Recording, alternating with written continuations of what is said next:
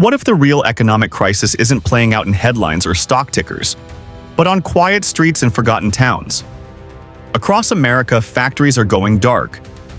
Not because demand is gone, but because companies have found a better deal. A better deal just north of the border. In 2025, Canada isn't just offering a safe haven for manufacturing, it's taking over.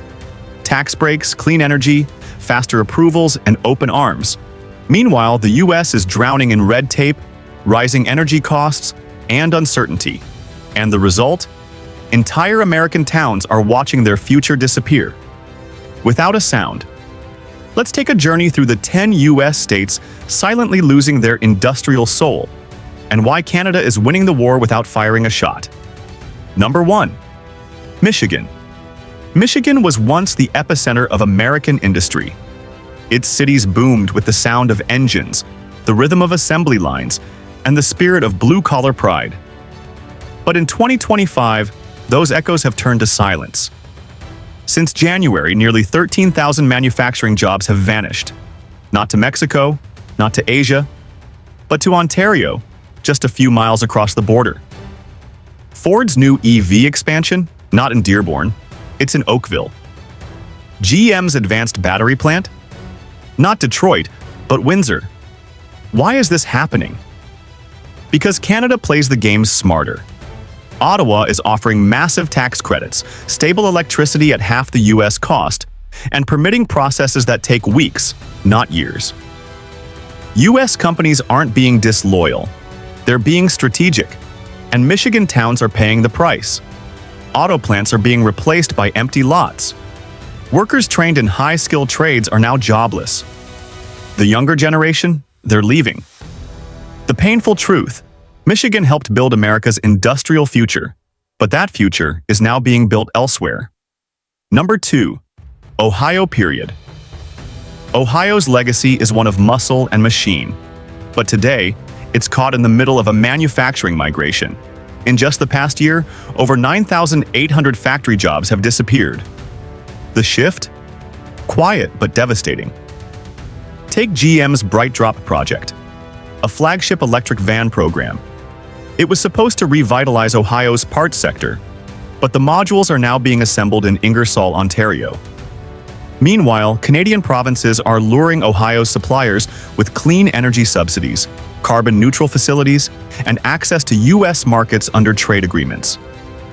Ohio's towns are left waiting, not for innovation, but for promises that never become reality. And the numbers are stark: unemployment rising in parts of Dayton, contract work replacing long-term roles in Toledo, and even legacy companies are quietly relocating entire divisions to Canada. Ohio isn't losing to China anymore. It's losing to its closest ally, and no one's sounding the alarm. Number 3. Pennsylvania. Once the steel capital of the world, Pennsylvania's industrial cities shaped the modern age. But in 2025, the very industries it birthed are slipping through its fingers. More than 5,400 manufacturing jobs gone this year, and most of them aren't coming back. Hamilton, Ontario, a Canadian steel town, is thriving thanks to strategic government backing. Hydropower, tax relief, and automation grants are fueling a new industrial boom. Meanwhile, Pittsburgh is stuck in limbo, its mills rusting under federal delays.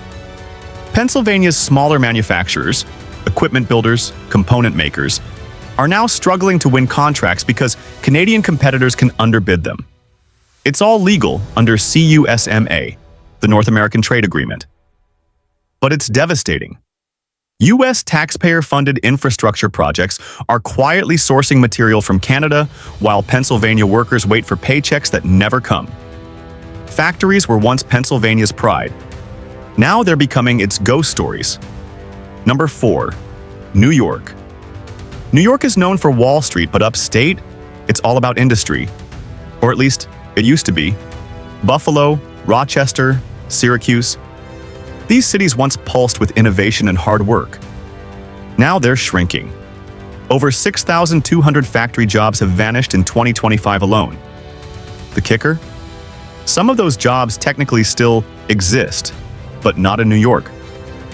Canadian suppliers now manufacture most of the critical components, batteries, electronics, sensors, and then ship them to New York for final assembly, just enough to meet domestic labeling rules.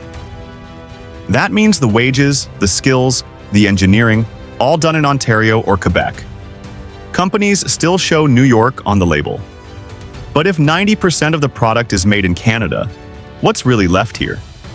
Even worse, engineering and R&D jobs are following the factory floor north, draining the next generation of opportunity from New York communities already on life support. Number 5, California. California may lead in technology, but it's losing the race in manufacturing. With energy prices pushing past 30 cents per kilowatt hour and delays choking project approvals, businesses are quietly leaving. So far in 2025, over 11,000 factory jobs are gone, primarily in aerospace, semiconductor packaging, and high-performance materials.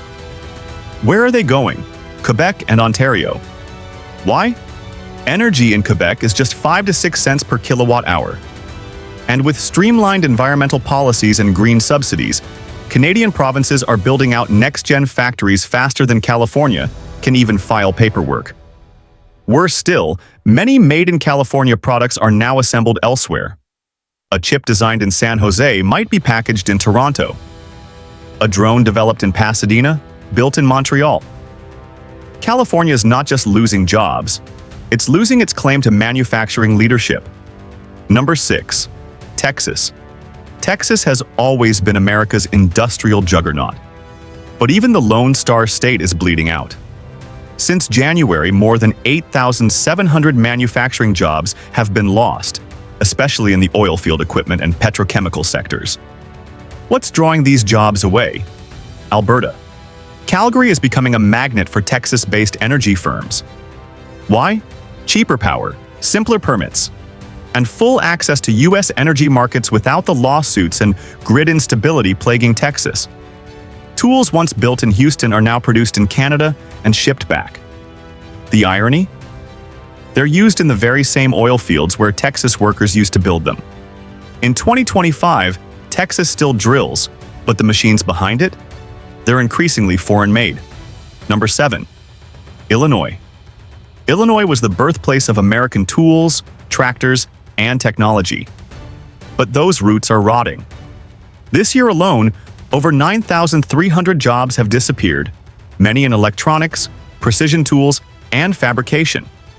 Manufacturers are setting up in Windsor, Ontario, to serve their U.S. clients from just across the border. Canadian customs processing is faster. Logistics are cleaner. And crucially, incentives are immediate, not tied up in paperwork like in Springfield or Washington. Illinois towns like Rockford and Peoria aren't just losing factories, they're losing apprenticeships, supply chains, and tax revenue. Canada isn't stealing jobs. They're simply catching the ones we're dropping. What we're watching isn't just a factory shift, it's a transfer of identity. Canada saw the future. They invested early. They built smart. And now they're reaping the rewards. America? We're stuck in debates while companies quietly load their equipment onto trucks and cross the border. If we don't act soon, this trend won't be reversible. Not in 5 years. Not in 20. If this video moved you, share it, like it, and subscribe to Traveling Vibes. Because we're not just here to report. We're here to reveal what's happening behind the headlines. And next time, the town on the edge might be your own.